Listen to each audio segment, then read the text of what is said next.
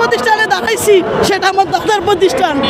আমার দাদা 1 টাকাও পায় নাই, আমার বাবা অনেকদিন চাকরি করছিল 1 টাকা পায় নাই, আমি আজকে 27টা বছর চাকরি করতেছি 1 টাকা পাই নাই।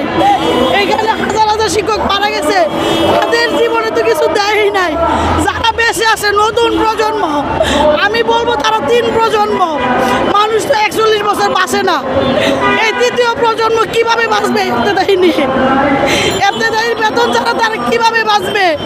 তাদের বেতন কেন দিচ্ছে না? বেতন যদি নাই দিবে আমাদের বই নেওয়ার কোনো দরকার নাই, আপনারা বই ছাপা বন্ধ করে দেন। যদি কাগজের টাকা আপনারা থেকে নিতে না পারেন, বইয়ের নামে যে প্রিন্টিং সেটা বন্ধ করে দেন। এখন থেকে আমরা কোনো পরীক্ষা নিব না, আমরা সরকারের কাছ থেকে বই নিব না। প্রয়োজনে ওই সরকারি জায়গায় 84 নীতিমালা 18,000 প্রতিষ্ঠান নিছে, এটা তো অনেক সরকারি জায়গা না ভাই বলেন? আমরা যখন সরকারকে দিয়ে দিচ্ছি এটাকে সরকারি জায়গা নি বলেন, ওইখানে আমরা ব্যক্তিগত বিল্ডিং করব।